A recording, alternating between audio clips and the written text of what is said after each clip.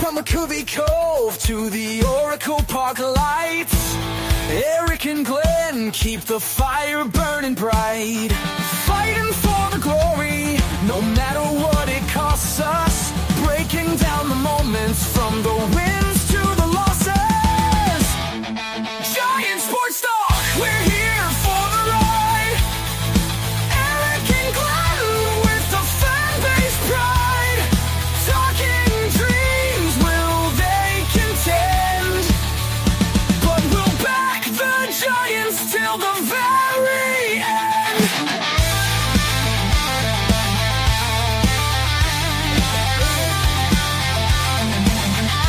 Let's go, Giants! Yes! Yes, Richard! Yes!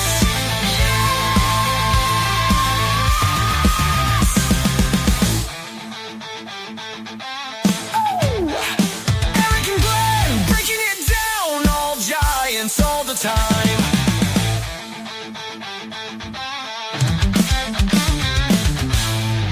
What is up, everyone? Welcome to Giants Sports Talk Live. Myself, Eric, Glenn, Lou, we're all here, ready to talk some Giants baseball.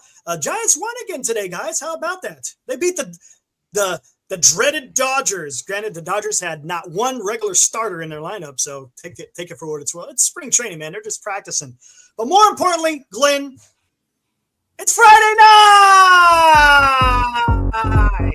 Woo! Come on, man. Let's go. Come on, man.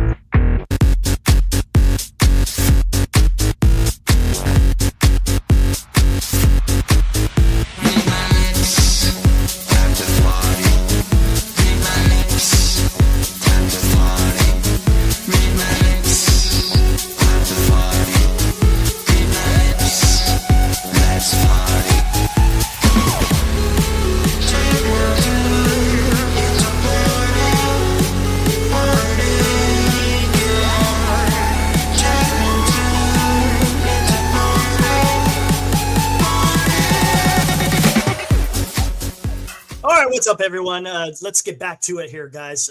Glenn, Lou, great to see you guys again. I took a day off on Wednesday, a little busy, but appreciate you guys holding down the fort. So what's up, Glenn? What you got, man? What you been up to? Not too much. Snow was blowing early this morning, started to die off this afternoon. So a little damp up here at this time of the year. It means baseball season's not that far away. Lou, I'm just not even going to say much off the top of the show. I'll throw it to Lou. Lou, I see a few of the guys in our chat tonight are back, and they're going to antagonize you. They're going to carry over from Wednesday into a Friday night, but don't let it get to you, Lou. Hey, all I know is I don't care when we do it. We beat LA today, so I feel good. It's Friday night. I get to sleep in tomorrow, get ready for my big Arizona-Kansas matchup in college hoops. Mr. Aaron Loss, 15 days till the meet and greet. It's going to be here before you know it. Nothing's going to bring me down. Don't worry. I'll talk about the Giants, and that'll bring me down, but nothing about the Chatter us. But, hey, it was good to see the Giants. I don't care if it's preseason. It's at least we can beat the Dodgers. I don't care if it's preseason jacks or something, but you got to take it as a big win, and it was their first loss of the spring. So obviously they're not going to go undefeated like some of the chat thought we were going to go undefeated the other day. But, hey, it was good to see it. The place looked packed. It was on Major League Network, and it put me in a good mood. So now we're here. And you know what, Eric? As we pointed out on the show the other night, everybody was so fired up because just into the midweek, we were unbeaten. I said, oh, no, don't go unbeaten. Don't go unbeaten. I pointed out the other night, Lou, in the history of baseball, the team that wins the Cactus League has only won, or not even the Cactus League, the preseason, the best record in the preseason, has only won one World Series ever. So to hell with the preseason. And I'm proud of you, Lou. See Lou dropping a little Jeffrey Lynn in there early in the show on a Friday night. Little Jeff Lynn. Don't bring Lou down. Don't bring me down. ELO. Like it. So what about you, Eric? You were off Wednesday. What have you been up to, pal? Hanging in there, right? Trying to tune into as much baseball as I can, listening to it, whether it's on the radio or watching the dots, because during the week you don't get much Didn't have to watch the dots today, though, Eric. No dots today. No, it was on MLB. Yeah, it was nice. Boy. Hey, look, let's talk about it. Robbie Ray, his second start looked a little bit better, of course, than he did the first start. But again, it's practice. They're working on stuff. Seymour was okay. Matt Gage was fantastic. He had 3 strikeouts. The pitching. Hey, some of the pitching today was pretty good. The lineup was nice to see. Willie Adames got his first hit, which is a big fly off of Yamamoto. So that was kind of cool to watch. Barracato, I don't know how to, forgive me if I'd say his name wrong. It's one of those two. He had a nice game. Ramos has been having a really nice spring. I tell you what, I'm liking what I've seen from Ramos. Again, hopefully this can carry over. You know, this is of course just practice, but hey, he's gearing up for WBC, right? Just like Webb, because Webb's start was absolutely fantastic. Again, I think those guys who are going to be playing at the WBC are a little bit ahead of everybody else, probably because they were already practicing before practice began, so to speak. So they're a little bit ahead of the game. So yeah, it was nice to see the club go out there and take care of business. And before we get into it again, today we're going to talk about 2 players in particular, Jerar Encarnacion and Luis Matos. So those 2 guys are they got no more options. So they're either on the 26 man or they're either traded or they're DFA'd. That's it. On the team, traded or DFA'd. There's no other options other than that. But I'll tell you what, and this was back what was it on Wednesday, if I'm not mistaken. Birdsong, right? Let's talk a little bit about him before we get into the crux of what we're going to talk about. What is going on with him, man? I don't know. A little bit weird. It's a second outing. He went out there and wasn't sharp. And what concerns me, and again, it's just practice and it's early in spring, and maybe he'll be able to figure some things out. And maybe there's something to this, and we'll get a little bit more into it after I hear what you guys have to say. But he's reminiscent of what he did last season, right? When he became a starter. And then when he went down to AAA to work on things, he really didn't figure it out. He was walking a lot of guys. He just was having some issues. So again, that one's got a little bit concerned. I'm not like off the charts or anything like that. And it's not a big deal because it's early and he still can work on things. But man, if you look, the race is going to be tight. How many times have we talked about this bullpen fight, Glenn? That it's going to be strong. If you want a spot on this bullpen, you're going to have to come out and shine. And at this particular time, Birdsong isn't necessarily doing that. No. And you know what? I said I'd rather have solid players, than the numbers, because, you're in a situation right now. By the way, before I even get going, somebody pointed out and they were going on, and I'll just kick them to the curb. I'm not in a good mood tonight for this crap, but listen, you can hear my, remember Monday, the power outage in the building area, Eric? So the other day, you're hearing my smoke detector chirping, and it's electric. I can't even, you don't change the battery on this thing. So everybody's in the building is going beep every 90 seconds. So it's an electrical problem. They're like, change the freaking battery. I'm like, change your battery, just shut you off. Like I had the trigger finger tonight. So if you don't like the chirping, that includes you and Lou. I'll do the show myself. If you don't like the chirping, don't chirp yourself. Just get the hell out. That's it. Anyway, the pitching staff, Eric, it's not about the numbers for me. It's I just want quality. Somebody's got to step up. Yeah. Somebody's got to step up and earn the job. And I know the topic of the show tonight, you're looking at 2 guys that, who's going to make the team, are either going to make the team. But I'll tell you one thing, Eric, maybe Lou wants to chime in. I'm hearing a little bit about Matos. I'm seeing him in the lineup.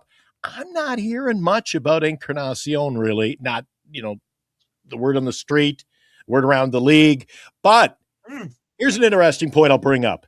If I were the Giants, why not go with Matos? Matos gives you more in the long run. Let's say he gets off to a great start and you got an opportunity to deal him. I think there's an opportunity to move him easily. I think Encarnacion would be a guy you just have to, cut bait with. But I think Matos gives you a little bit more leverage. And, he's not going to hurt the ball club, Eric. If you got him on the bench as an extra outfielder, a guy who can pinch hit late or something, I think he gives you a few more options. We've seen Eric in the past few years. I don't think it was necessarily a situation where he didn't contribute at all. And he's a bum. He just didn't get an opportunity, Eric. And I think this year could be very well the same case. More new faces, Bader, for example. You move Jung Hoo Lee over to right field. Oh my God, he's almost pigeon-toed, this guy. He just can't get a break in one way. But when he's in the lineup, he has got to produce. Now, he's produced in the past. I always called him the guy who hits a home run on Sunday, and then I find out Monday he's sent down to AAA. It's always on the heel of big home run, Matos. Yeah. He's just sent to AAA. So this guy can't get a break, but I think he gives them a few more options on and off the field as the season gets underway and progresses. And I think he could use him to throw in as a trade chip. Yeah, that's a good point. Lou, what you got with Luis Matos and Encarnacion? Oh, you're muted. Before I forget, I just want to bring up one thing about Birdsong. I see a lot of people saying they're making him do a slider, but when you only pitch literally an inning and a third, and you give up 8 runs on 9 hits, 3 walks, the problem is his ball is straight as an arrow. So if he's trying to pitch the slider, it's got no movement. I mean, he's just getting shellacked. And they tried him leading off the game. Then he came in today. What was it? The 4th inning? Yeah, the 4th inning. So they're trying to see, hey, this guy might be our long guy in case one of our starters can't go. And they're going to have to think quick what is going on. As to those two, I'd be happy if we don't have any of them. I was never satisfied with either of them last year. Okay. I'd rather give up a spot for someone young to do it. And I don't mean to be mean, but Encarnacion, I thought was a horrible signing. Okay. I didn't like him. The guy, when he played the outfield, he was like an octopus. It almost looked like he hurt himself. And, these young guys, you can only give them so many opportunities. I'd rather, and they've been inconsistent, just move away from them. Why? Here's my question. Don't we have guys equal or maybe better ceiling than these guys? Because all we hear is all these young guys, and at least during the spring, it really hasn't been our starting pitching. Our relief's been great, but we've been hitting. So there's got to be other guys in that lineup, that have been doing it and maybe earn a chance. I'm too many times where the Giants just sit on their laurels. How about make a statement, okay? Neither of these guys are major league worthy for the Giants. We need more. Just release them. That's just the way I feel.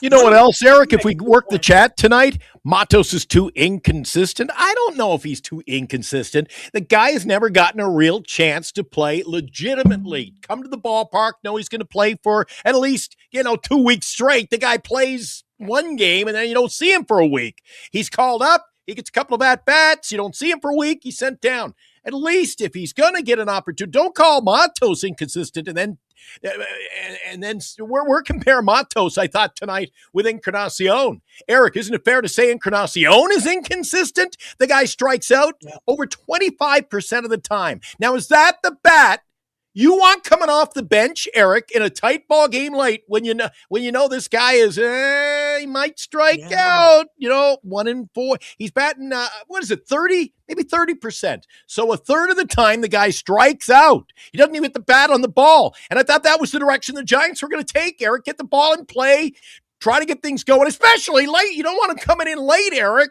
in the ball game on the line. And there's another K, and a good night from Oracle Park. Again, I agree with Lou. Neither one is really fit into the scheme. Too many guys that are sort of the same. You got to cut the fat. Move forward. Spice it up, Eric. Like Lou makes a good point too, doesn't he, Eric? Grow balls. Let's make the tough decisions. Don't be afraid to change things up. Let's go. Let's make the team better, not continue stale. Well, here's the thing. I don't think. Look, you got Will Brennan that they signed. They already signed Harrison Bader. Let's not forget, Brennan, it's a major league contract with options. So obviously they're not comfortable with what they have as far as a fourth outfielder. And we could say the same with Drew Gilbert as well. The only reason why we're not talking about Drew Gilbert is because he has options. If he didn't have options, he may be in that same boat with Encarnacion and Matos as well. But real quick, before I get into that, let me talk a little bit about Birdsong as well, because Lou, you were talking about it as well. Here's another thing. I don't know what's going on with him. And I know they talked about another pitch. They're trying to get him to throw a cutter. And it sounds like he is not having success with the cutter, but the club wants him to stick with it. I think that was in an article on who was, I think that was John Shea, I think wrote that article. If I'm not, I could be wrong. But the club is trying to want him to throw a cutter, and he's just not having any success. As a matter of fact, I think he called it's finicky. Now he has a curveball, he has a changeup, and he's got a fastball. And the problem is if he can't get that cutter over and it's messing with his head, so to speak, well, then guess what? You're compounding the issue, because if he's already having, and again, we're not inside his head, we don't know, but there seems to be something going on because Andrew Baggerly, matter of fact, talked about it yesterday. With Marty Lurie, that when they talked to Tony Vitello, Tony Vitello said they didn't like his body language. And if someone's got some body language issues, well, guess what? That tells me there's something going on with him mentally. That it's not because of an injury, it's not anything physical. There's something going on where he's frustrated. And does that leave you with a couple of options, though, Eric? You either just leave him be, let him try to work it out, or move off from him, or send him to AAA. Why do the Giants try to reinvent baseball? Let's change him up. And here's the good part of it. He has options. So if it doesn't work out, well, send him to Sacramento and work on his craft. There's nothing wrong with that. With all the pitchers that they have currently, none of them are on a bubble, right? If I'm not mistaken, I think Matt Gage might be. I think he has to be on a roster. But as far as all the young guys, whether it's McDonald, Seymour, Birdsong, Winston Hunt, they all got freaking options, man. They all got options. So it's okay. If it's not working out in spring training, because this is just practice, we're 0-0 still. It's just practice. Let's see what happens. And if they can figure it out against Major League hitting, okay, that's great. Then maybe they find a spot in the roster. If not, well, then you go to Sacramento and you figure it out. But there's something going on with Bergson. And look, right? And I think I saw, who was it? There was someone in here in the chat. Andrew Martinez? I can't remember. If you're in the chat, I saw what you said. Because Logan Webb, I think Patrick Bailey, I think some of the coaches said, Birdsong has got great stuff. His stuff has been amazing, right? All these high accolades.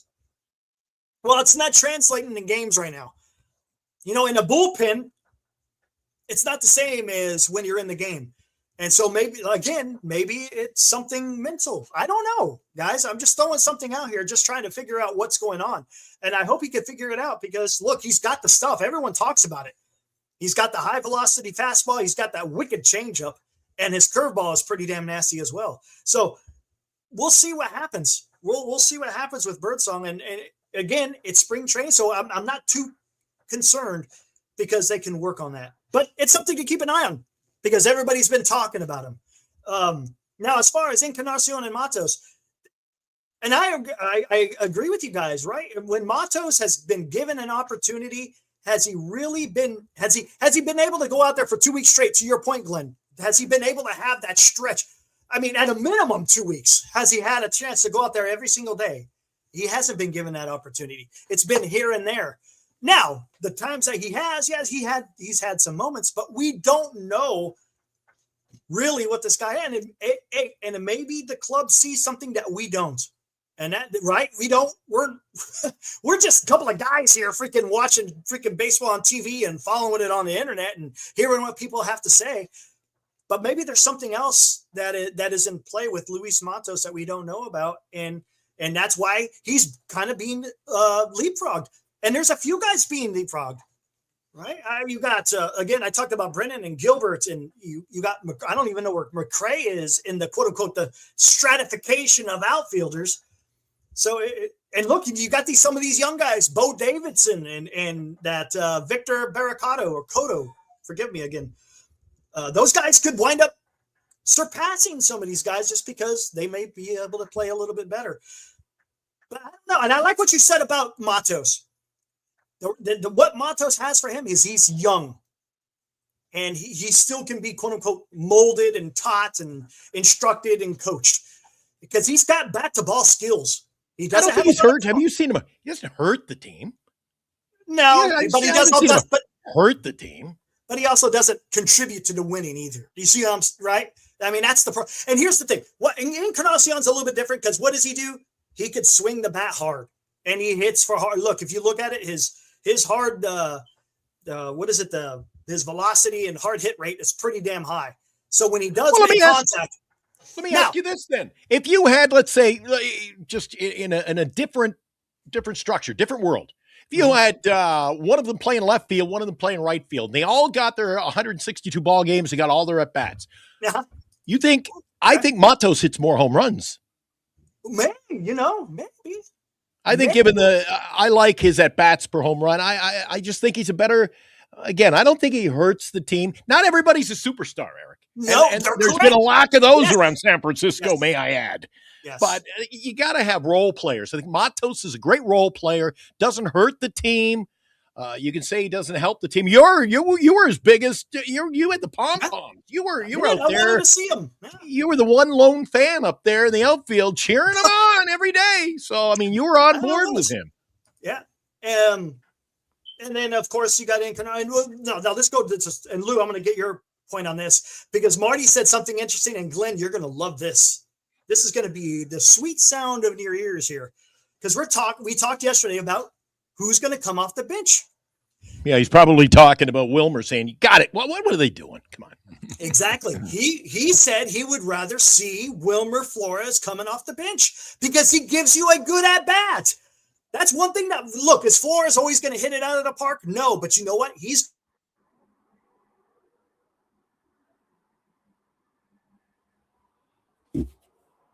going to freaking get into a deep count. And if you make a mistake pitch, he's going to, hold on. Am I back? Am I back? You're back. I think I'm back. You're back. But I would like you to start over because I liked where that was going. Start again, Eric, because I liked where that was going. I don't want to miss that. That shit pissed me off. I saw the circles and I'm like, I know I died. But Marty was saying, who is it that's going to come off the bench? Because Wilmer Flores gave you an at-bat for the ages. He would get deep into counts, and if you made a mistake, he made you pay. And it was great to see him. That's the type of guy you need coming off the bench. And Marty even said it. He's surprised that he doesn't even had signed with the team yet. He doesn't understand why, because of that specific value. And here's the thing, Glenn, with Matos and Encarnacion, and Lou, I want to hear about you too, because I want to get you on this. Are you confident in those two guys coming in a situation? If you have a guy at second base and you have one out, and you want to get that guy in late in the game, would you put more faith in Encarnacion or Matos? Who would you pick in that situation? I'd put more on Wilmer. I agree with Marty. Wilmer, because if you watch Wilmer like I do, being a big fan of his, probably my favorite player over the last decade. If you watch him, Eric, we brought it up countless times. Of course, I did on the show last year. His 2-strike approach. This guy would just. He can drive the ball. He hit about 12 home runs in the first couple of months of the season last year. But with 2 strikes, there's nothing wrong with going the other way. He had a lot of hits. If you had a spray chart, Eric, a lot of hits. He drove between second and third into the shift. He did. He was able to contribute with 2 strikes.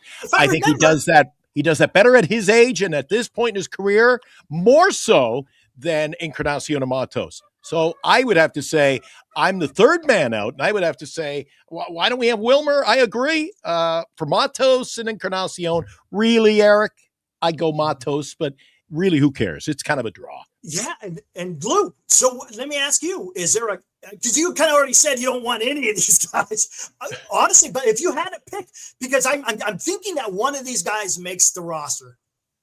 That's my guess. Unless they find something. Hey, unless they say, you know what? We don't like either of them. Let's bring Flores. Here's my thing. First of all, there's a difference.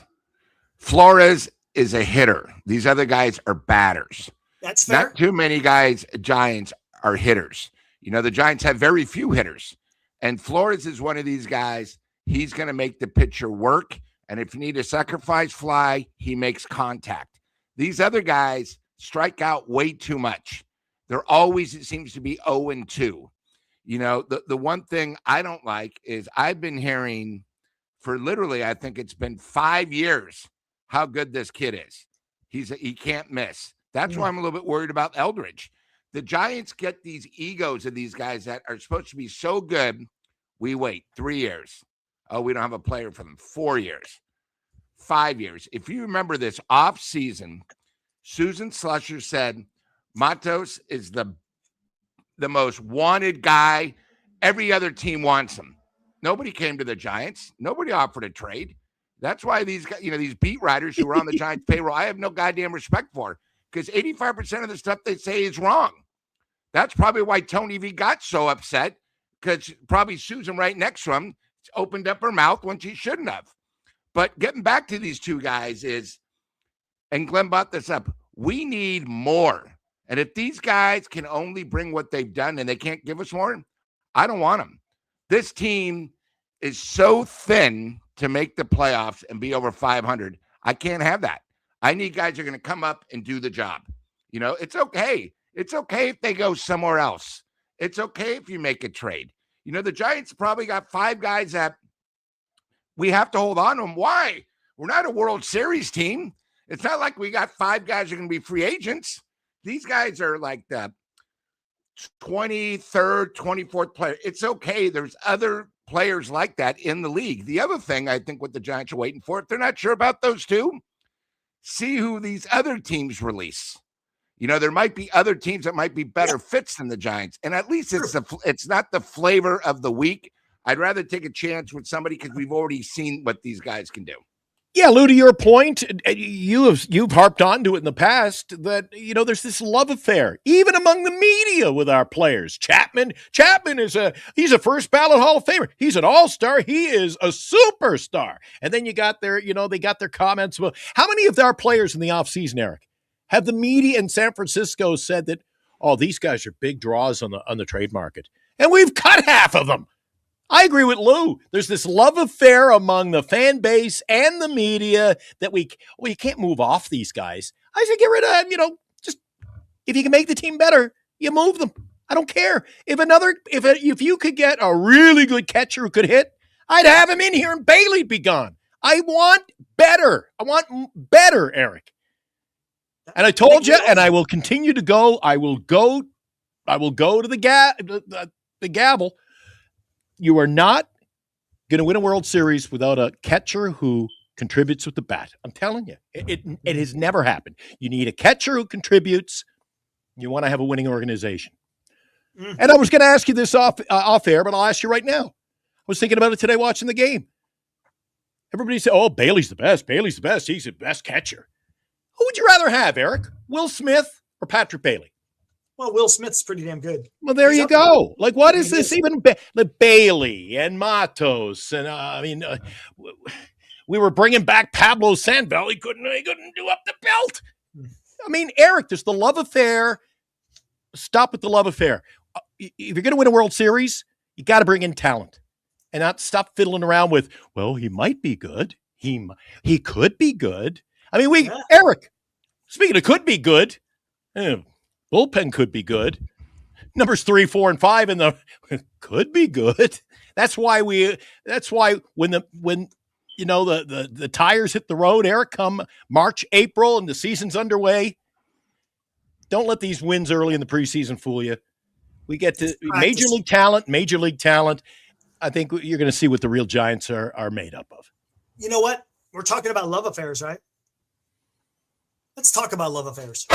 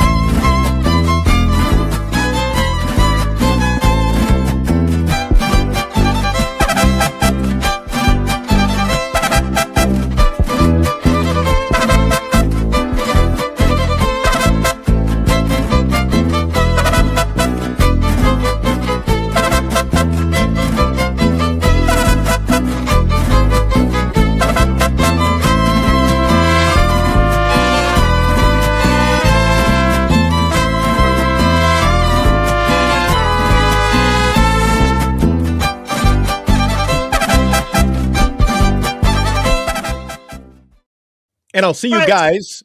On the 14th, by the way. Yeah, I'll play that one a little bit later. But again, I want to Give a shout out to our proud sponsor, Tommy's, from Tommy's Mexican Restaurant. We appreciate Julio and all the guys down there at Tommy's Mexican for sponsoring our show throughout the year. It's going to be a lot of fun. And yes, hey, Lou, we'll talk about that promo a little bit later. Lou, we teed it up on Wednesday night. I got one of the sponsors. They've already signed the check, so we got a sponsor for the 7th inning stretch, and it's in the cards coming up in the regular season this year. Of course, we're going to have late inning coverage, the 7th inning stretch. 7th inning stretch only on Giant Sports Talk Live, of course, and the pregame show. And Eric and I up early in the mornings. We got the morning show. We got more coverage. That's why we're number one. We got more coverage on the San Francisco Giants than I think KNBR, Eric, and I don't say that lightly. Yeah, hey, are you guys going to be like ESPN doing 24 hours content? Hey, now. That'd be great. If we had a stable of talent, we're up to 3. We're up to 3. That's true. Eric's got auditions on Monday, so I tell you what.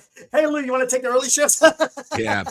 The one thing, guys, I think the Giants have been doing the last couple of years is they've been settling on defense and having quality defense, but it's offense that wins the games. You can only we have 3 Golden Glovers supposedly, but we're still at 500. So they're trying something, but it's not working. So they got to adapt and change it.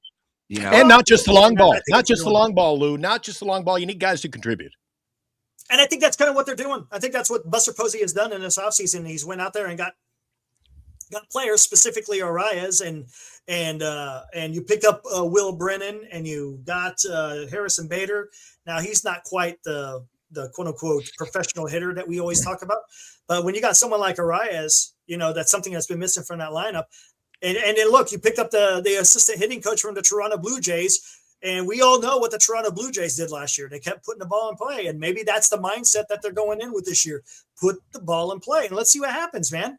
Because, again, when you put the ball in play, amazing things can happen, especially when you got guys in scoring position with less than 2 outs. Lou and I broke down the opening month. Sorry, Lou, we broke down the opening month of the season on our Wednesday night show. And Eric, you will most definitely remember a year ago right now. A year ago. Think back.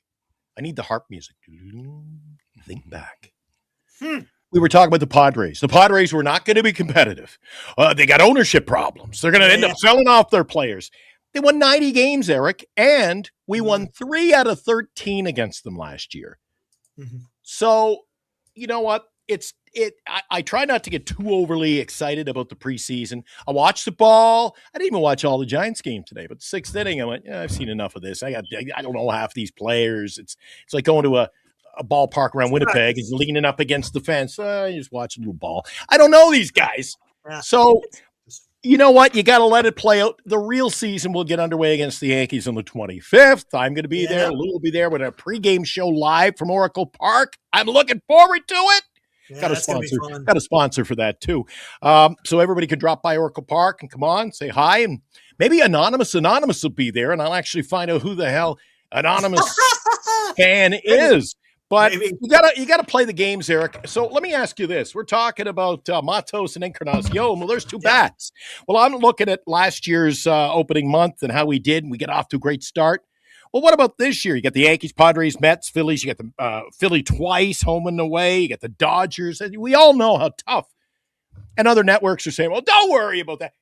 Eric, the bottom line is these are talented teams that have gotten better, in my opinion, in the offseason. The Mets, the Phillies. The Yankees are the Yankees. So my question is to you, back to, we were talking about Birdsong. How do you compare this year's starting pitching with last year's starting pitching? Do you think we have taken a step backwards? And does that hurt the level of competition heading into the season? I tell you what, I've been critical of this rotation, right? I don't think it's not better than it was. I'll tell you that. I don't think it is not better than what it was. We'll say that. It's either at the same or below. But again, you're going to have to wait until these games are going to be played. What is Adrian Hauser going to be able to do? What is Landon Roop going to be able to do? What is Tyler Malley going to be able to do? I think we got an idea of what Logan Webb and Robbie Ray are going to do. The other guys, again, we're going to have to see how it pans out. I said what was it, not that long ago, that I think the beginning of the season, the pitching may be okay to good.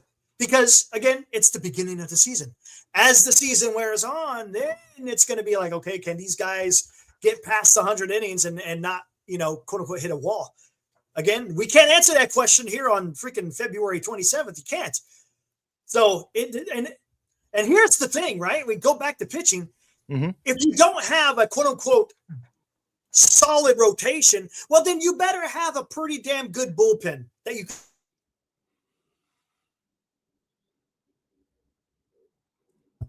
If you don't have a pretty good bullpen, well, then you better have a good rotation. And right now, currently, try this again. Currently, we got issues here. We don't know what this is going to look like. And it's tough because, you know how I was all talking about pitching. I really wanted the Giants to go out there and really hit on the pitching. Now, yes, we talked about it. They got a lot of quantity.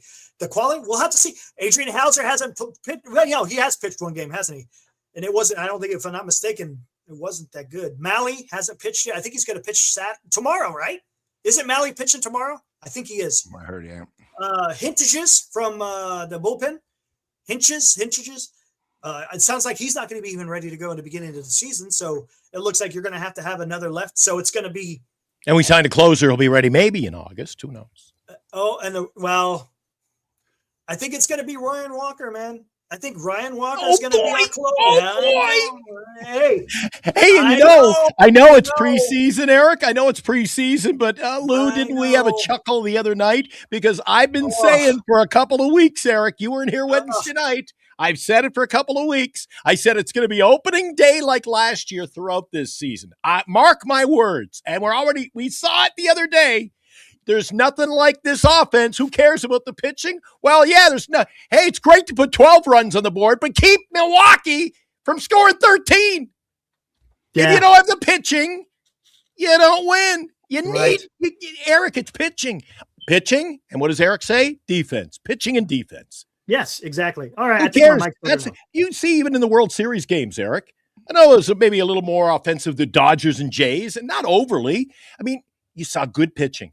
Once the playoffs come, it's the teams with the pitching, Eric, who are competitive. 100%. That's what wins you freaking championships, man. We saw it. As San Francisco Giants fans, we witnessed what it took, right, Lou? I mean, we saw this shit, man.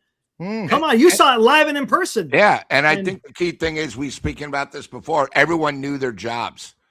Everyone knows if the pitcher doesn't go 5, who's pitching the 5th, 6th, 7th, 8th, 9th. We don't know that right now. Guys, I'm going to ask you an honest question about our topic. Are you guys okay with Yaz? The Giants not re-signing Yaz? I mean, are you okay that he moved on and he's now playing for a different organization? We're talking about two guys that if they go somewhere else, it's okay. Yeah, it is. We actually had enough guts to trade Yaz, and we picked up players. We actually weren't in contention, and we traded our other ace to the Yankees. He now is nowhere. I still have this thing where the people in charge of Giants baseball and rating players are just either the biggest homers in the world because they don't want to admit that they're wrong, or the people we draft just never get better. They're the same when they come in rookie ball. They have a talent they can't get over. Like Eldridge. I know he's trying, but it's amazing. Last year, all we heard is about Eldridge, how great he was going to be. Now it's gone down probably 5 levels. Is he going to be on the roster? They're not talking about his age. They're not talking about a position. He's just trying to get better. And I think that's the biggest problem with the Giants is, I don't know if it's the beat writers or the people in charge of, the difference between AA, AAA. It just has not been panning out. That's why the Giants have 29 pitchers trying to get 18. Because we don't know what we're doing after the first 2, and for the players, we picked up some solid guys. Okay. Bader, who, tell you the truth, got the bomb the other day. He's playing great defense. I like it when a guy comes on and goes, hey, stop talking about other Gold Gloves. If I'm healthy, I'm going to win a Gold Glove. Well, if he can talk the talk, that then solves the problem defensively, where at least he could help the outfield. Okay, because look who he's got, Lee and Ramos on both sides. If he can do his job, that's going to help the team. But we're talking about two guys that if they're not here, it's fine. I don't understand why everyone's so worried. If they've been with us 5 years and they haven't proven their point, I don't care about their age anymore. I don't care. If they can't do the job on the major league, then stick them AAA forever. I'm sorry, but we need guys that are going to be better than what we've had. Not, oh, well, this guy's young. Oh, this guy, well, he didn't play. Oh, he didn't get a chance. Those excuses are behind us. And I think that's where Buster has to make a stand, because if the Giants go 80-82 this year, people are no longer going to talk about Buster, how great he was as a player. They're all going to talk about he's not good as a president of operations. And then the fans are going to be really pissed because the season's not going to start next year. Giants baseball. I mean, right now they have an opportunity. Just take a stand. New, instead of Giants, nothing like it. How about Giants? A whole new attitude. Okay, get rid of these guys that can't do it. You got Tony V up there. Let's go. You guys beat the Dodgers today. You could do that when the season starts. I don't want to hear, oh my God, they're so good. Because what happens when the Dodgers come here, the Giants are hoping to get 1 out of 3 games. That's horrible. That's like us saying, oh, I hope we're close to the third wild card. Close to the third wild card? Season hasn't even started yet, and you guys are already admitting we're bad. Bad attitudes, got to get the hell out of here. Wilmer Flores might not be back on our lineup, but you noticed, Eric, little Wilmer Flores is making he was around there. He's poking up, looking for treats on the freezer. He's getting a little ticked off. Hey, nothing wrong with that. Yeah, he's going to be here all season long. We'll keep the spirit of Wilmer alive. You got to agree. You got to agree with Lou. It's like, I call it like politics. Lou, they're already setting themselves up for, well, if we weren't competitive this past season, new managers got to settle in. There's always an excuse, Lou. Not just the love affair. There's too many excuses in this team, Lou, and this organization in general. There's always an excuse. Well, there's nobody at the park. There's only 12,000. Well, he said there's 30 on TV. No, there was 12. Oh, well, yeah, but, there was a big basketball game on TV. Or big concert down the Chase. There's always an excuse. And I'm tired of excuses, Eric. Hey, okay. No excuse. Let's play. I want to play a couple of clips here, guys. Play a couple of clips here. Let's listen to what Ron Washington had to say about Rafi Devers and Luis Arias. And your boy, Eric. Your boy. There he is.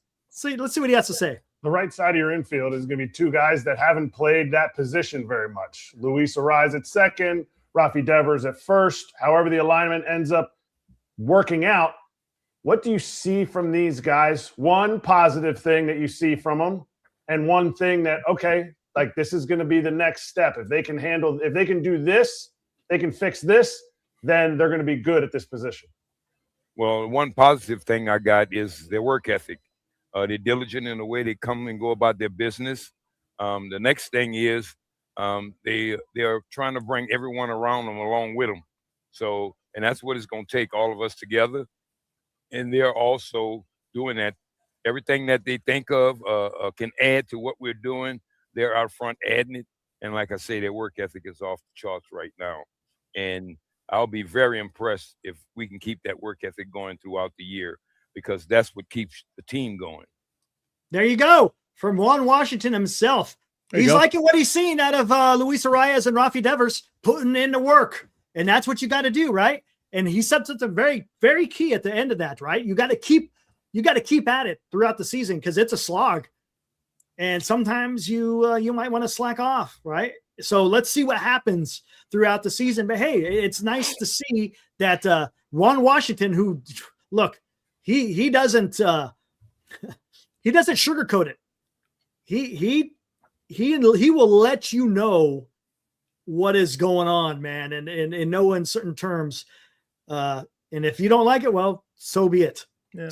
All right. Well, I don't like to sugarcoat it either, Eric. I love our chat, and I love when they're constructive and positive, and even have a debate on a topic. But when they come in with a bullshit statement like, Lou, did you see this? They're starting to get like Wednesday. Later on, as the show reaches about the 45-minute mark, Eric, they start being like going off into right field again.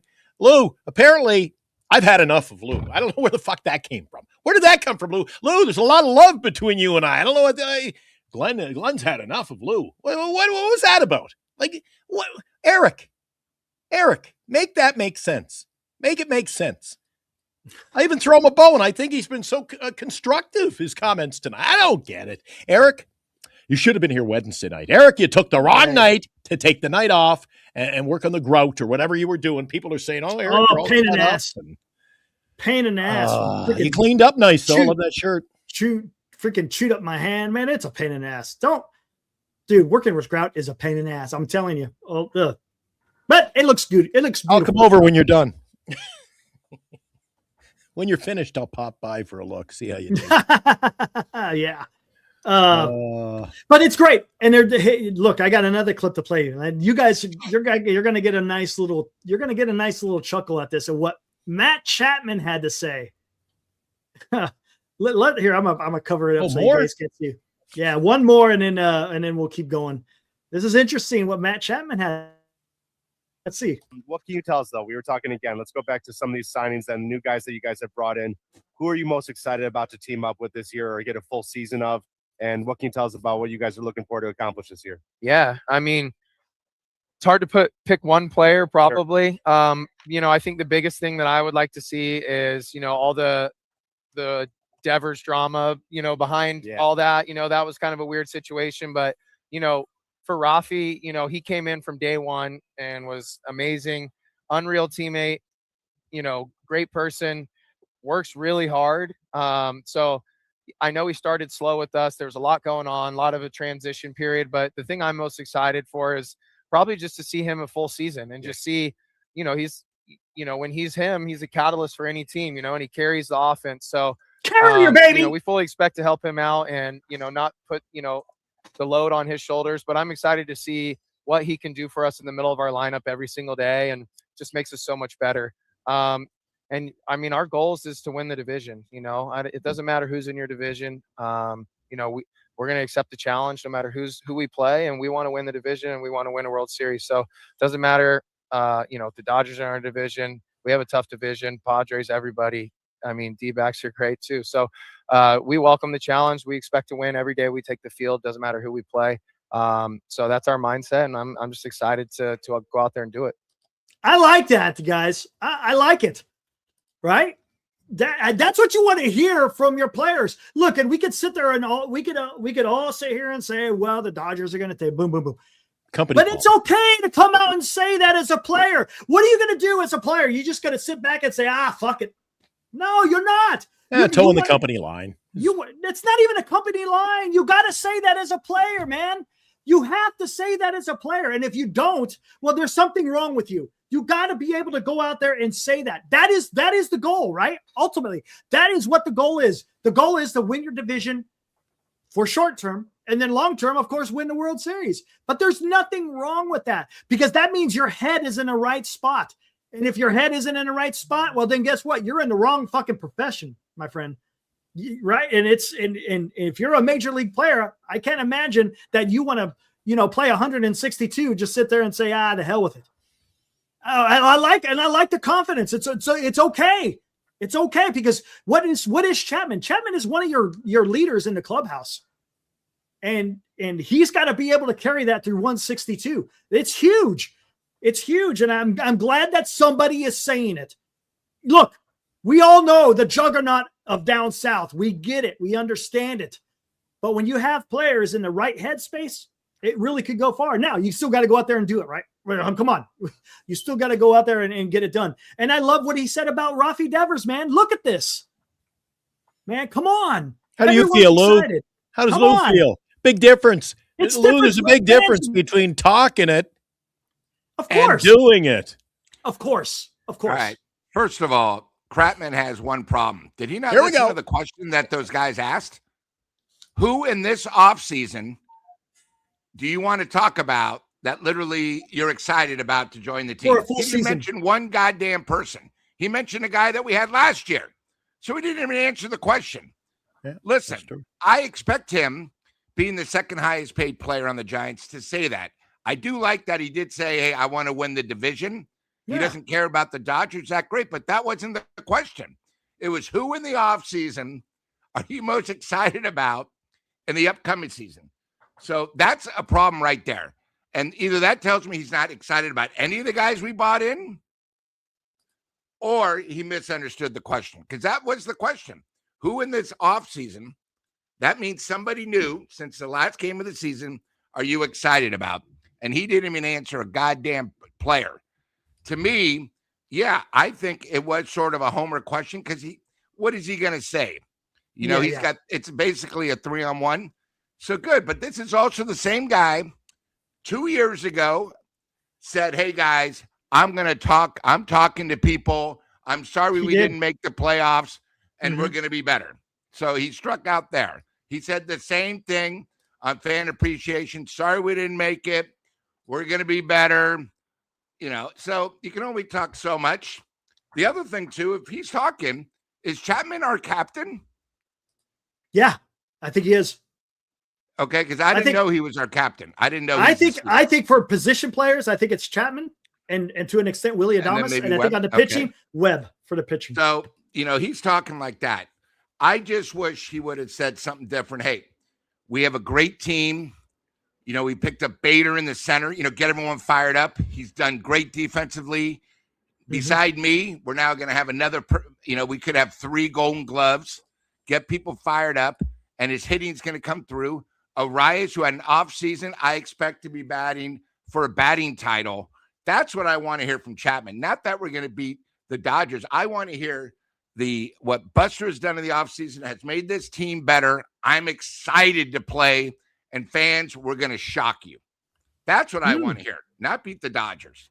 But that's not what Lou's saying either. We broke it down. Lou's around 11 or 12 wins at the start of the first month, and I was around 11 and 12. Other networks are saying, oh, my God, those guys are crazy. Well, the proof in the pudding, I guess. You got to play the games. Got to play the games. Come the month of May, we'll kick off May, and we'll look back and see who's right. But you know what? One thing that kind of disappoints me in a way, Eric, you want to be fired up about the players on the field. Adames, Chapman, Lee, who even take your pick, even Bailey, as much as I couldn't care less. But do you notice in our chat, Eric, there's kind of a theme.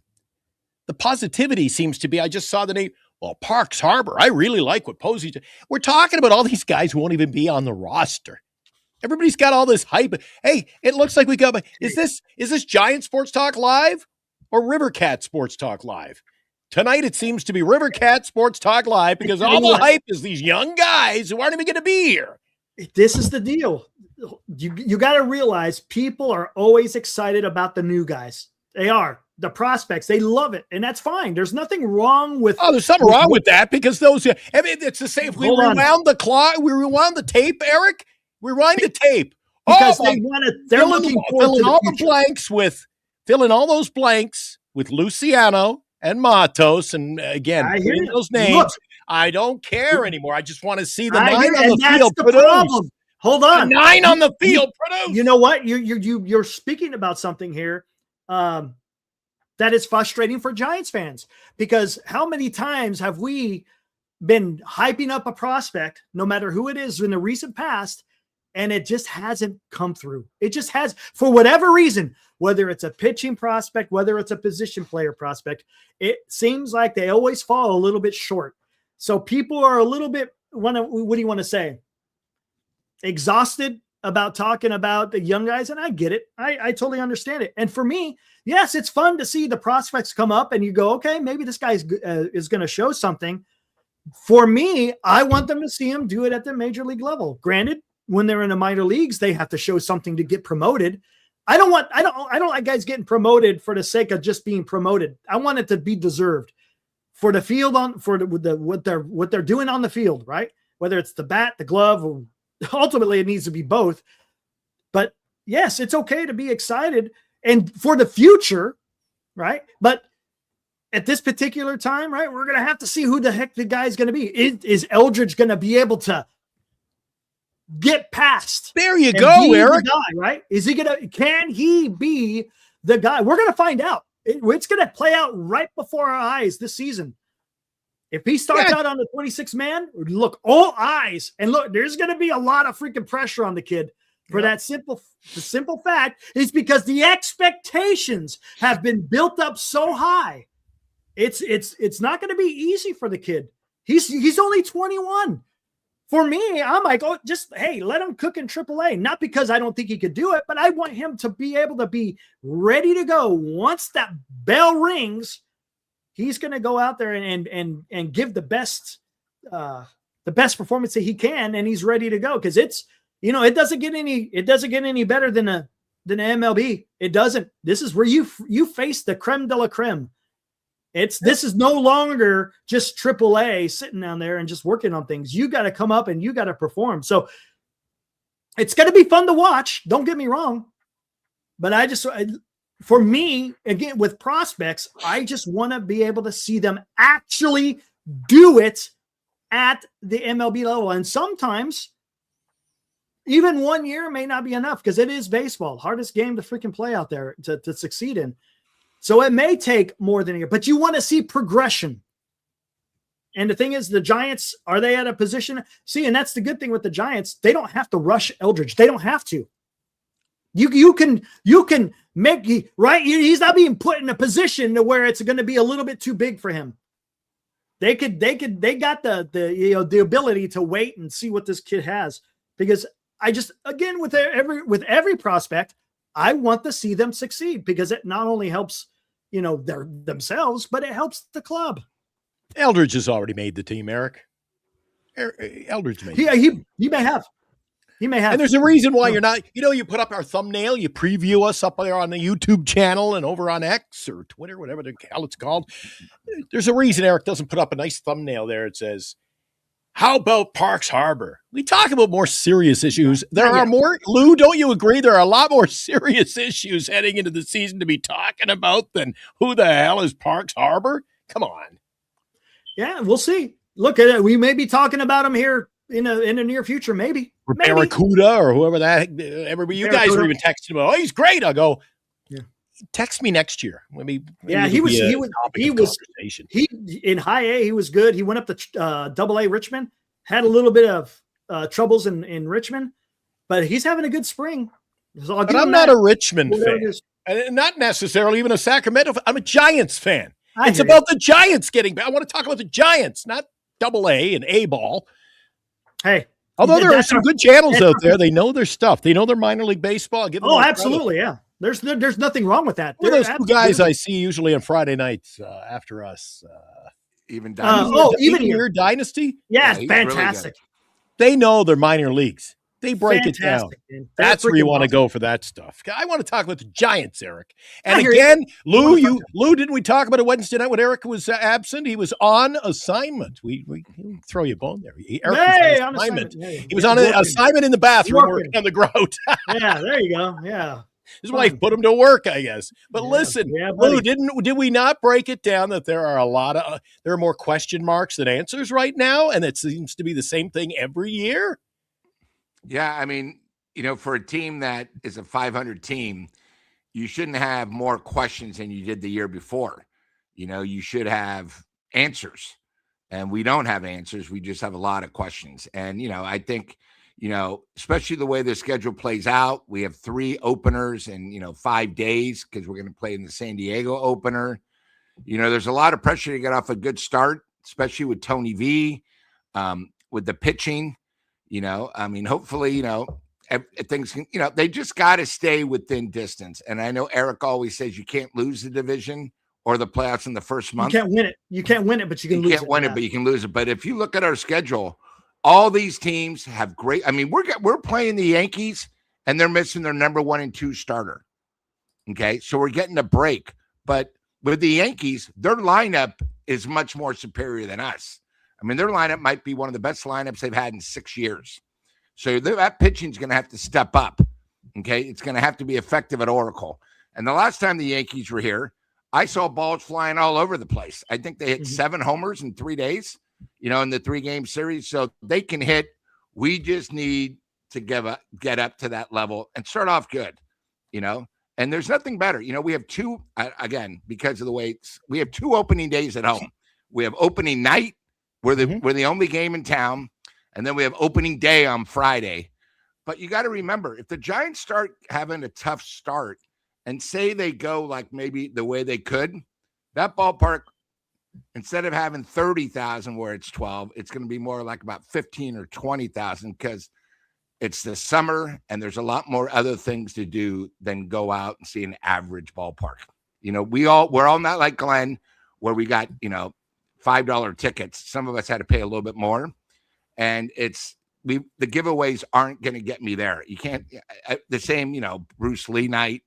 Come on, Lou. Night. Lou, you're going to be there for Giants Valkyries jersey night. I know that will get over. It literally will maybe get over one gun of the gun show. So I'm just saying the Giants need to start off well, and I think it's all going to come down. Hey, I'll tell you what. You finished 500 in April. Oh, then it's huge. You're good. It's huge, right? It's huge. Finished with then I'd say 3 games of 500. Then it's a playoff team because of who they had to go against. Yes, in those first 31 games. Good right, point. But when I broke it down the other night, and I'm very critical, as you know, he might be Mr. Salty, but I'm telling you, I'm just as salty as Lou these days. I got to ask you, Eric, when you break down the schedule, and you read it, it's on paper. It's on paper. That's the problem. But there you go. When you break down the schedule, you can't pencil in who's going to start what games. You can figure it out. 4 games, a day off. You go back to number 1. You get a 5-game stretch. You're going to go 5 guys. But you're number 3, 4, and 5, Eric. Do they keep you competitive? Yes. Are those the guys who, if we didn't have a 1 and 2 starter, is this a team that goes, 6 and 24? Are those the guys that can keep you in the game? Know what you should get with Webb and Ray. It's so early in the season, so they can keep you in the game. That's the only belts. I'm fearful. Lou and I are fearful. I don't know. I get it. What's the comment? I see my name's in the comment. It says, Glenn, how long? Again, Jim, thank you for the $2, my friend. Glenn, how long did it take you to get in 2021 to buy in? Remember, that was the magical 107 win season. Yeah, are we talking about the 2021 season, Eric? I have tried to forget about that.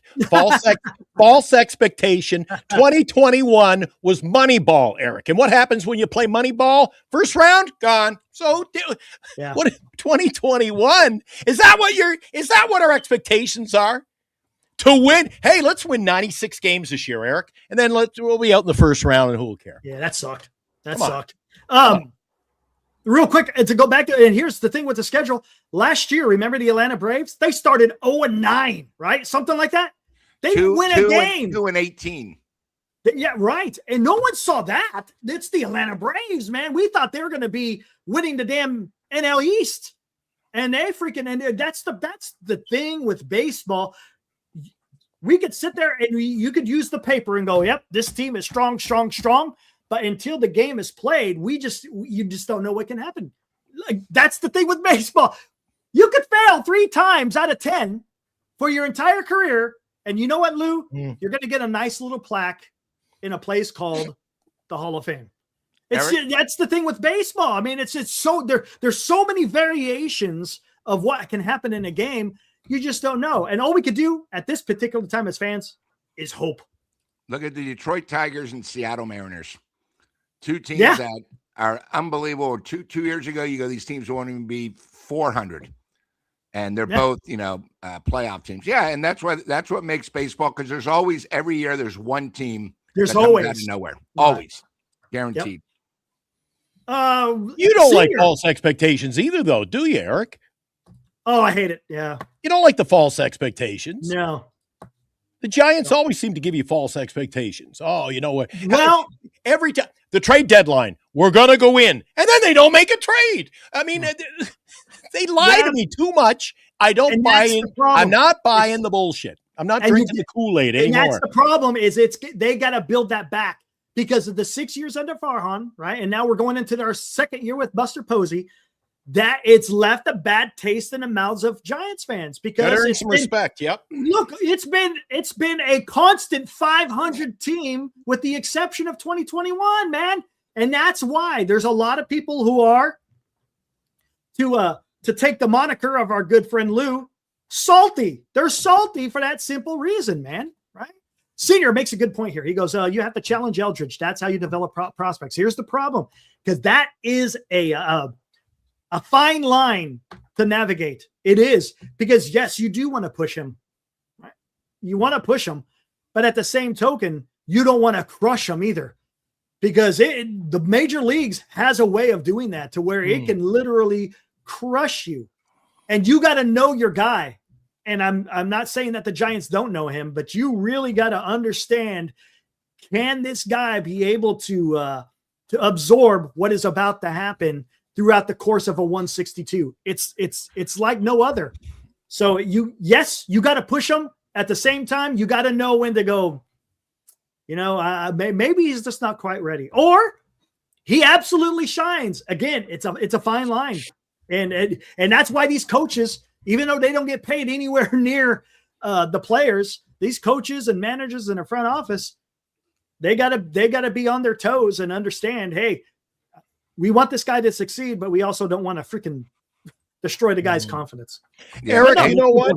Eric, you've talked about Eldridge, too much. Yeah, Eldridge is going to make the team, and we'll see what we've got. But to Lou's credit, he talks about getting the guys in who get the job done, not being homers, fan favorites, because it's our players, so he's got to be good. We got to stroke their ego a bit. I wish we were more like other teams. Know your talent.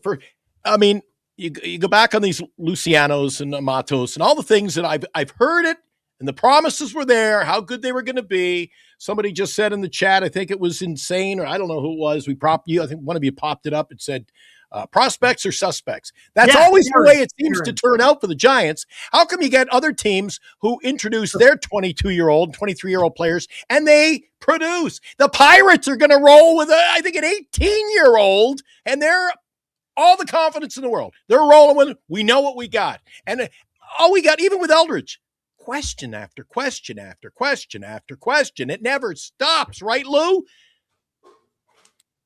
We don't have a solid core. That's the problem. Well, maybe we will here with Luis Hernandez and Josar Gonzalez. I haven't heard yet. I can't wait until they release it. If they both may be going the same time, where they both start off in San Jose, then maybe they both go up to Eugene and over. So keep an eye on those two guys. That's going to be a lot of fun. I'm going to get on left up. This is good. He goes, Farhan is gone, Eric. You guys keep talking about him. Yeah, you guys still suck. Okay, this is a good point here. Yes, the Giants are still 500. Yep. They're mid. Yeah, you want to say suck? Yeah, they suck. That's fine. Right now, they do. But they're trying to fix that because under Buster Posey. But here's the problem. Left on base, if you're a Giants fan, and it sounds like you're not a Giants fan, and that's fine, it still resonates because of what he has done. The reason why Buster Posey can't do what he really wants to do is because of what Farhan has done in the past. Right? There's still some lingering issues of what Farhan has done. And I'm sorry, but it's stuck in the craw of some Giants fans. Yeah. It sucks, man. You look, 500 baseball since 2017, with the exception again, and some of those seasons were far beyond 500. I'm talking about below, not above. So that's why Farhan is still talked about, because the stink is still in the house to a certain extent. And it's going to take a while, right? Buster Posey, when he wants to create a team in his vision, it's going to take a few drafts. It just is. Wilmer showed up. What's up? It is. Hi, Wilmer. It's gonna happen. And that's the thing. We're not thinking about him. We're just talking about the facts of what's happened. That's the thing. It's the facts of what happened. Period. End of story. End of story. And the funny. Well, I'm not going to even get it. Maybe I'll have a good opportunity to bring this up because it'd be interesting. But it's just the way it is, man. It is. And it sucks. Now, again, it's a new age for the Giants because we got Buster Posey at the helm. But we'll see how that pans out. Eric, don't you want to win? I know Lou wants to win, especially people like, even though it's $5 tickets, when you contribute to the organization, you want to watch winning baseball. I get really pissed off, Eric, as you know, which doesn't take much. It says, don't shit on 2021. Well, first of all, 2021, may I remind you, was 5 years ago, 5 seasons ago. Who cares? It was Moneyball. It was an anomaly. We didn't, Eric, that wasn't a 106 win makeup. It was magical. It was magic. It was magic. Look at the Vegas Golden Knights. They were a cast-off team. But they went to the Stanley Cup final in their first year, right, Lou? Misfits. That something just, it's magical. Everybody said, including me, the Valkyries will win 4 games last year. They went to the playoffs, Eric. Coach of the year. There are magical things that happen in sports. 2021 was one of those years, but it was Moneyball. And what happens? Insane says my expectations are unrealistic. I don't think a 500 season this year is being unrealistic. I think those expectations are in line. What's unrealistic about that? Because we're not going to win 106 or 107 games this year, Eric. Don't kid yourself. And I would like, for once, to make the playoffs would be nice, but could we please get by the first round? You can talk all you want. All you want, guys. I don't care. You can talk all you want about making, that was a magical regular season. You didn't win the first round. Then who the hell were the first losers? Who cares? I don't care. I want to win more World Series, Eric. To be the best is to win. I want to win. What about you, Lou? It's all about, I don't want to talk about 2021 and how great that team. How good was that team, Lou? How many games in the playoffs did we win? We didn't win too many. I think they won 1. There you go. They lost 3-1. But, I think if we're going to go back to the last time we were in the playoffs where we had a good team, I'm going to go to 2016. Where they had a team that showed up, that had guts. We just didn't have a closer. But the thing about the Giants, why they didn't win there, they knew the whole year. They didn't have a closer. Yep. The whole year. I think we had 21 blown saves. They didn't address it. They did it too late. And I think that's one of the things, and I'll use Glenn's line, it was safe. We thought we could have, but we didn't. But we'll take care of it next year. Yeah, but if you would have taken care of it this year, we could have gone the extra step. That's all I'm saying is, the thing about the Giants is they can't use 10, 12, and 14 anymore. 3 and 5 years. Okay. They don't talk like that anymore because it's over a decade ago. It's over 10 years ago. The Giants right now, if you take 2021 out, have not had a winning season, second half of the season. 2016, right? 2015. 2016, they had the work. They only won it. 2016, the second half. They barely got in. Yeah. So literally, you're talking 1 out of 11 years they've had a winning record. Just a winning record in the second half of the season. That's all we're asking. Hey, we love doing this show, but if the Giants, instead of being swept at home, losing 6 games in a row and people getting pissed off, I'd rather they win 6 in a row. It makes our job easier. It makes it funner. When you go to the ballpark and the Giants have won like 4 in a row and you're hoping for 5, you go with that attitude, the ballpark, hey, this is great. Let's get 5. And you see the Dodgers maybe are in extra innings and a team above us just lost. There's hope. And that's sort of what I hope the Giants bring this year, a little hope. Because look at this. Team Ramrod. Yeah. Go ahead. Okay, Team Ramrod. What's up, dude? I have not seen you in the chat before. Welcome to the fraternity we call Giants Sports Talk Live. I'm looking at your avatar. Are you a former drill instructor or a constable? It's either or. What were you there, Team Ramrod? Anyways, he goes, leave 2021 in the past, in my opinion. Look at the future and see what we can build. It takes time. No, look. It's okay to reminisce. There's nothing wrong, right? 2021, it was magical. It was fun. As a fan, it was freaking awesome. It was just incredible. And remember, let's not forget, after 2021, remember, in Farhan we trust. How many times did we hear that? In Farhan we trust. In Kapler, we got to always believe in Kapler. And what happened? People drank the Kool-Aid, Eric. Yeah, well, that's the thing. You got to just be careful. Look to see what it is and then make your judgment. When you use too much heart, sometimes it leads you astray. It just does. And I'm not saying that it's not a bad thing to have convictions for your team, but if you've got something that just looks wrong, well, it probably is. And the team was pretty damn horrible. It was pretty damn horrible. So we got to be careful in what we see, right? It's okay to make judgments. There's nothing wrong with that, but you got to kind of have some context there. Well, what have I had to be happy about, Eric, in the last decade? A team that doesn't make the playoffs and it doesn't get a sniff of the playoffs and isn't playoff contending baseball. What have I had to be really Lou, what have you and I are sitting over at Oracle Park. I'm actually there. You're down in I'm there more because I'm in the $5 seats. I attend more games because you're royalty down there, but that adds up. So I'm up at the $5 seats. You and I, though, per capita, attend a lot of games in person.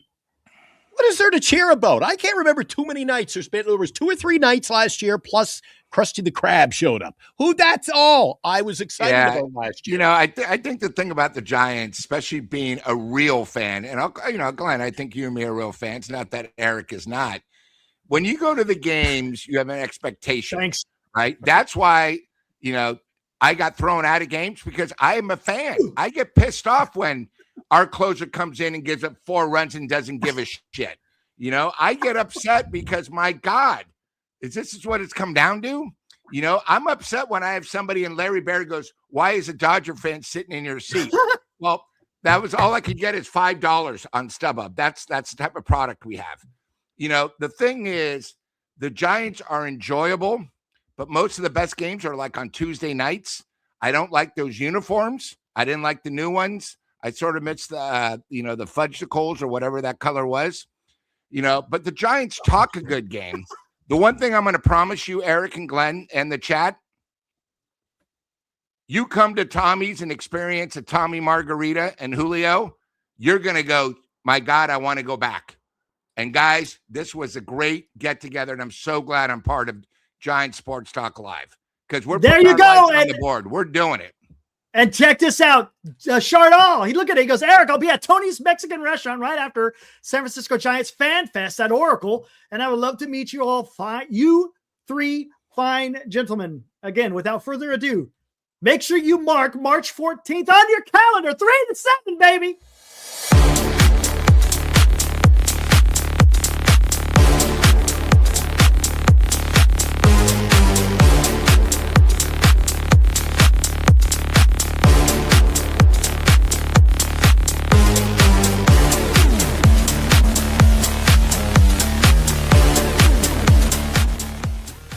Come see Eric, Glenn, and Lou for the Giants Sports Talk Live meet and greet, March 14th from 3 to 7 p.m.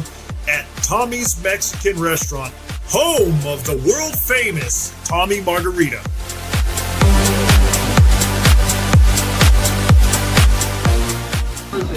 I'm Julio Bermejo, the North American Ambassador of Tequila, here at Tommy's Mexican Restaurant, where we will welcome Giants Sports Talk Live March 14th. Come see Glenn, Eric, and Super Salty Lou here at Tommy's and learn all about the Tommy's Margarita.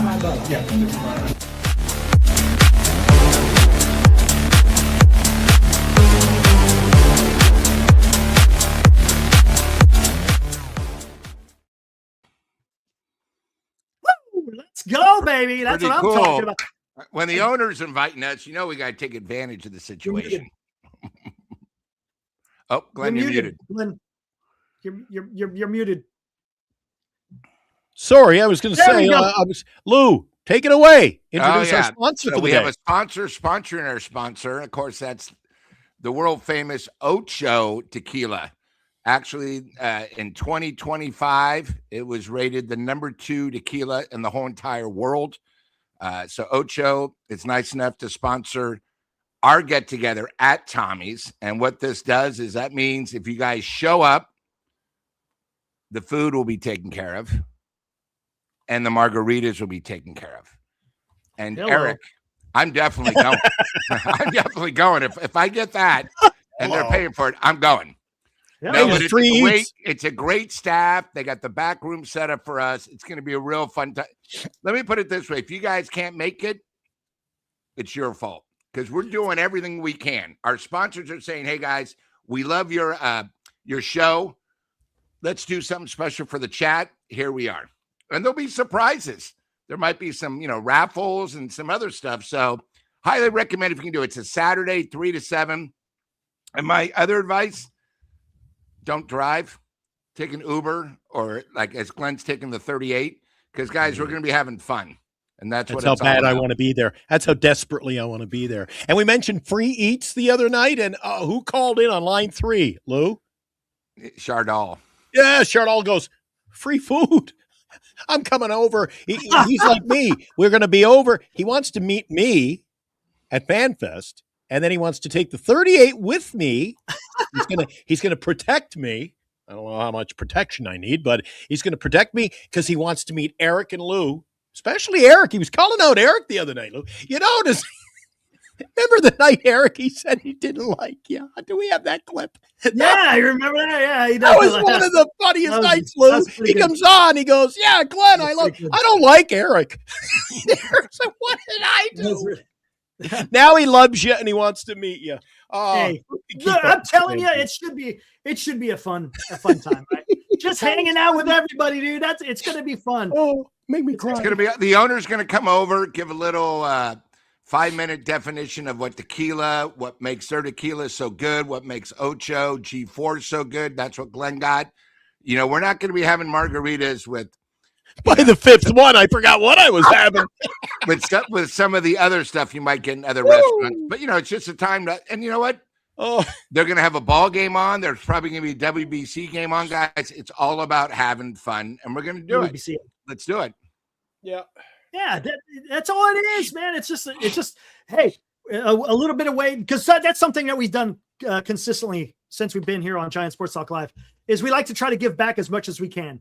And look, a special thanks to Lou. Lou really ramrodded this one home, and I really have great appreciation and thanks for Lou doing this because look, he didn't have to do this, and this was awesome, man. This is freaking awesome. It's again a way to give back a little bit and meet the people that we see on a nightly basis, right? A lot of these people, Glenn, we see almost every show without fail. They're here supporting the channel, having fun, and that's what it's about. It's about coming on here, just having fun. Even though some of them are clonker heads, sometimes there's a lot of love. You know that, Eric. It's all about all about the camaraderie at the end of the day. I say that every year. It is. You know what? I like the debate. You know what? They came in a little heavy, and I can dish it right back. You know what? I'll call them out sometimes. If they want to call me out. If you're going to dish it, you got to be able to take it. But Glenn, you know what? Without the chat, it wouldn't be as much fun, really. Glenn, how many times do you say, Lou, why'd you leave in the 7th inning? It was a 5-5 tie. Oh, I got to get back for, the post-game show. You only have to go across the street. Ooh, there you go. Lou left again, guys. Don't worry. He's on his way. He texted us. Are you on the 38? You get home on the 38? I Uber. Uber. Oh, yeah. See, you guys are high rollers. I made a huge mistake where I had you guys and Abraham and then you guys another time at a ball game. So now where everyone knows where I sit. Before when I took you guys, a few people said, hey, is that from the show? Hey, is that Eric and Glenn from the show? Hey, you. Is that Eric? Is that Eric from? I said, well, what about me? No, is that Eric? Glenn, get out of here. You and me only do Talk Live. Eric's like on 4 shows. I mean, pretty soon he's going to need security to walk around like Marty Lurie. Oh my God, you're going to see him. He won't need to sit with us, Lou. He'll be up in the he'll be in press row there. I'm telling you. No. Hey, I'm just a freaking dude that comes on YouTube and talk baseball. That's it, man. That's it. Look at that. See, I lucked out. I got a baseball. Eric's got a beer, a nice cold beer, and Lou's got the plate of garlic fries. We're all set right there. Yep. And then you got that other guy sitting beside Eric. Anyway. Come on. The homeless guy we brought a guy in. We had an extra ticket. Anyway, it was a lot of fun that night. No, it was fun. It was fun. Hey, 2 weeks no, away. We all 4 of us had a great time. Yeah, it was fun today. It'll be here before we know it. Yeah, exactly. And there's Dilly. Yes, Dilly, you get to experience. Whoa. You get to experience the Lou Marston seats with us. So yeah, it's going to be fun. Is Dilly going to make it? Is Dilly in the Bay Area right now? Because I'd like to know if he's going to be over at Tommy's. Yeah, Dilly, you're going to come out to. I don't know if you'll be able to. He lives in Modesto, so it's about an hour and a half away or so, somewhere around there, depending on the traffic. But yeah, Dilly, you're going to come out. You're going to come out, man, to Tommy's Mexican. Hope to see you, man. That'd be awesome. Lou, I got a question for you. Do you got to be 21 to get in there? No, they allow kids. Okay. They just won't serve alcohol. We're not in Canada. So Eric and I got to be 21. Yeah, no problem. We don't act our age, but we'll get in. You just walk in, say you're with Lou or Giant Sports Talk Live. They'll direct you to the back. Please go to the back room and stop bugging the customers. You see that? Look at that. Bugging the customers. Bugging the customers. I played it coy for the first 10 minutes, Lou, before you got there. And then eventually the young fella behind the bar came over. He goes, "Would you be Glenn from Giant Sports Talk?" I'm like, "Whoa, I'm used to, are you, do you know where Eric's at?" He's like, "Are you Glenn?" I go, "Yes, I am." "Glenn's here.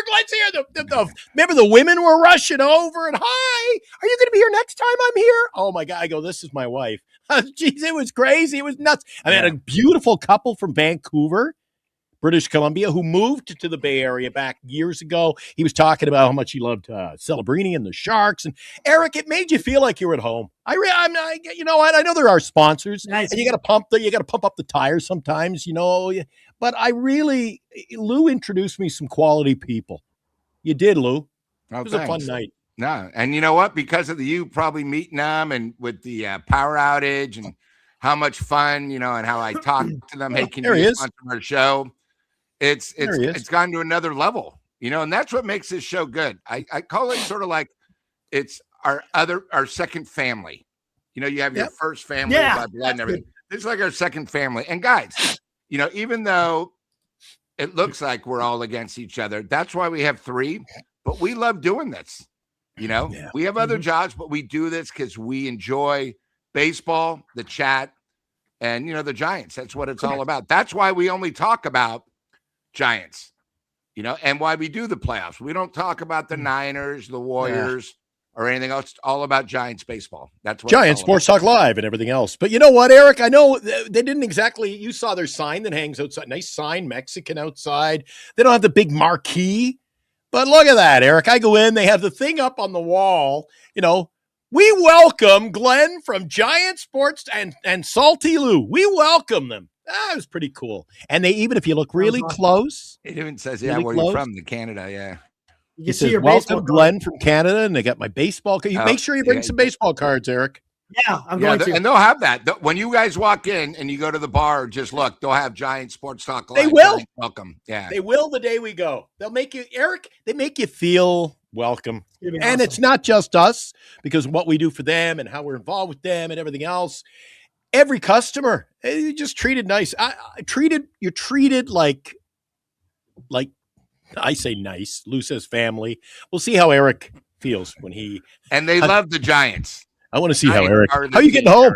You getting home, Eric? Oh, how am I getting home? Shoot. You want to know how I'm getting home? Come on, man. I'll tell you how I'm getting home.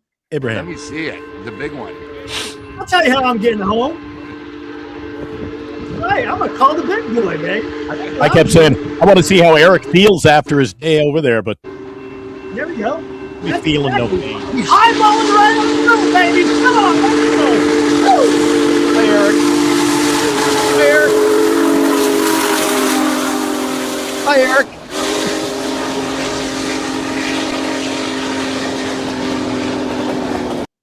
There you go. That's how I'm getting home.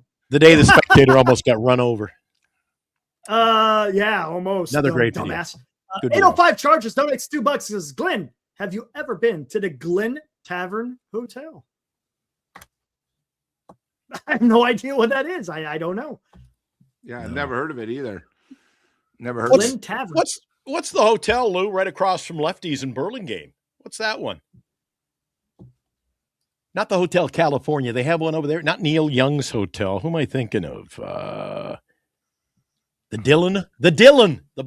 Bobby Dylan right across from Lefties. Have you seen that one, Lou? The Dylan? I know it, but I don't think it's any relation. In fact, I thought it spelled a little bit different, but no, I know you're talking. No, it is DYLEN. And you know what, Eric? That's one fun thing about it. That's why sometimes I get upset, and I have recently when people were shitting on San Francisco. And I always say, if you don't like it there, if you hate it that much, then just pack up and move. Like, I love it there. When I'm in Winnipeg, I miss it so much. There's so much to do. The weather's you get rain, you get this and that. But at the end of the day, Eric, the weather it's seasonal all year long. You're about 20 degrees. Not too hot, not too cold. It's perfect. You want to shit on San Francisco's weather? Come on up and join me in February in Winnipeg. Eric says, what's the temperature today? I said, minus 46. He's like, okay, it's not so bad. And then I got Eric one of these. Eric's been talking about how much rain they've been getting. So I got Eric. My God. I got Eric his sou'wester. I got to bring him a sou'wester. Maybe I'll bring it to Tommy's. That's for when it rains. Too cold to rain here, so. Oh man! See how much fun we have and hop on a boat. See how, as long as it doesn't rain or pour during the baseball season, Eric, I won't have to wear my sou'wester. Although I like my sou'wester, I don't get to wear it very often.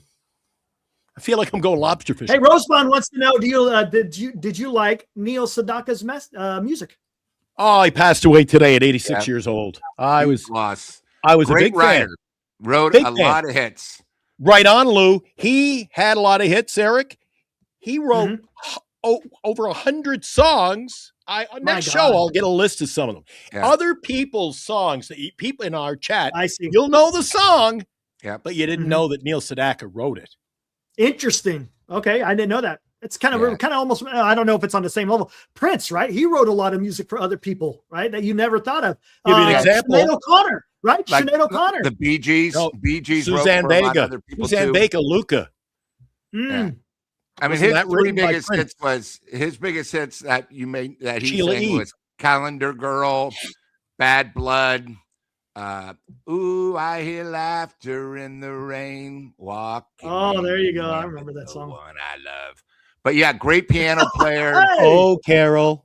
Yeah, he was one of the famous six, where there were six people that wrote, I think, 120 out of 150 number one hits in the 60s. They sat in a room. We're talking, real famous, someone like, he was sort of like how Neil Diamond, people know him as a singer. Neil Diamond. He wrote all the songs for the Monkees. People didn't know that, the TV show, those were all his. So a lot of these guys were just unbelievable, but he was one of the last great ones, him. And unfortunately, we keep losing a lot. Yeah, I know I don't sing. That's why I'm doing talk radio. Well, YouTube. There you go. Talk Giant Sports Talk. I can't sing. Eric, on one of my recent shows, I almost forgot about this. One of my recent radio shows, it's called The Roots of Rock. We play a lot of 60s, 70s. I played a song that I play a lot of songs I like, right? 60s, 70s tunes. And it's not all about rock and roll and heavy rock and all this for me, Eric. I love music. You must remember the song by Captain and Tennille, Love Will Keep Us Together. Neil Sedaka wrote that. Neil Sedaka wrote it. Okay, Neil. He look wrote at Tom. songs. I saw Neil at the Superstar. Oh, no way. Superstar Theater when he was a kid. And in the 70s. Look at that. Very good. Very good. He wrote songs. I got a list now, just came up. He wrote Solitaire for the Carpenters. I thought that was one of their songs. Yeah. Hits. ABBA's Ring Ring. Why don't you give me a call? That was him. Let's see. He wrote songs for the Monkees, The Fifth Dimension. Hey, we're the Monkees. He wrote songs, made hits by Frankie Sinatra, Blue Eyes himself, Eric. Wow. So, holy crap. Yeah. He wrote, would you believe this? Sedaka's songwriting career largely centered on building building songs for other artists, including over 500 top 40 hits performed by other artists. 500! Oh, my God. 500! My God. Oh, it was there. It's gone. 500! Wow. That's Back incredible. when I started in radio, Lou, when I started in radio, this takes, it's easy. Any trained monkey can do it now. But we used to have to queue up the record, and right on the record label, it would have the artist, usually at the top. Then it would have the song, but below the song in brackets, it would have who wrote the writers. Song. Yeah. Yes, for the ASCAP, for royalties, you had to write all that down, and now everything's all computerized. But back then, you learned more because you paid more attention. Now it's just flip a switch, and everything's digital. It's kind of like us. You show up at 8:00, and those clowns are back. Hey, real quick before we get out of here, going a little bit long today, but that's fine. It's all right. Thank God. It's Friday. Hallelujah. Couple of days ago, news came down that Max Scherzer, it will not be a San Francisco Giant after all. You got to tune into Giant Sports Talk Live. We broke that news on Wednesday. Super Lou broke the news. Oh, did you? We had the siren go. Yeah. My God, dude. Toronto. Hallelujah, man. Yeah, how about that? What is that? $3 million, but then he's got like $10 million worth of incentives, something like that. Yeah. Eric and Junior might be that wishing. Makes sense, right? They might be wishing. All right. Doesn't that make sense, right? Have a low base, and then depending on how well you play, you get paid more. What a concept. They should do that with every player, every contract. Yeah, that's what I'm saying, but whatever. What are you going to do? Can't change that shit. Yeah, and that's why we're probably not going to have any baseball in 2027, but that's for a subject for another day. Let's get the hell out of here, guys. You know what? Before we go, Eric, real quick, before we go, I just wanted to say, we got the season starting in about, 3 weeks? 3+ weeks? And Izzy's Gym, proud sponsor of our new show beginning. During the Yankee series, we'll have our new show called Giant Sports Talk Live. It's in the cards. Brought to you by Izzy's Gym. And Izzy's Gym, proud to sponsor the 7th inning stretch. We'll go live and we'll tell you what's happening out of town. We'll follow the game. Eric loves following the dots. Except today, Eric, you got to see the big win over the Dodgers on Major League Baseball channel. What do you got on the way out, Lou? Well, tomorrow we play the A's. So I'm pretty sure it's on one of the channels. What I get is channel 40 or it might be on 41. KMBR, right? Yeah, well, definitely KMBR, but it might be on one of the Wait, TVs. Is it going to be? Since it's the Giants and A's. You guys list, or I sent it to Eric. Yeah, but I'm excited. You did send it to me. The weekend, and tomorrow I'll be watching my Arizona Wildcats on one TV, and then I'll probably have the Giants and A's. Go Cats. Seeing what they look like this year beside us, and have a little fun. My goal on these weekends is just to relax, and enjoy myself. And then before I know it, it'll be Monday, and we're back here Monday night, hopefully talking about some good action over the weekend with the Giants. Yeah, it looks like just KMBR tomorrow, so that's fine. Kick back, listen to the radio. Kick back. I love it, dude. Have a couple of drinks, Eric. Yeah, exactly. Dude, there's nothing better. The weather is beautiful right now here in the Central Valley. Put on the radio in the afternoon, and then, dude, it's fun. It's fun. I love listening. There's something about listening to baseball on the radio. Just love it, man. It's freaking awesome. Did we get to all the super let's chats? Get the hell out of here. Yep, got all the super chats. Super chats. Hit them all. It's good to see you back, Eric and Lou. Always a pleasure. Thank you. And again, thanks to 805 Chargers, Jim Thurkill. Mike, you sent a super chat, but you said you didn't want it read, so I didn't send it. But thank you for the super chat anyways, Mike. Appreciate that. But guys, let's get back after it on Monday night, and we'll do it all over again. We'll see what kind of news breaks over the weekend as far as Giant spring training. We'll keep an eye on what the club is doing, getting ready for the 2026 season. Eric, next week WBC starts. Yep. So that's right, really WBC, man. And how many times on the broadcast today? The day that we have our meetup. How many times on the broadcast today did they have to? Eric, it had to be 8 times. Yamamoto will be on the flight immediately after the game today. I said, this is the Dodger feed. Over. No, every inning. It's the Dodger feed. There's Yamamoto in the dugout. He's on the plane immediately after the game. I'll see you Monday, guys. Yep. See you guys on Monday night, 8 o'clock. And enjoy your guys' weekend. Have fun, but in moderation. Take care of each other. All right, we'll see you guys. Woo!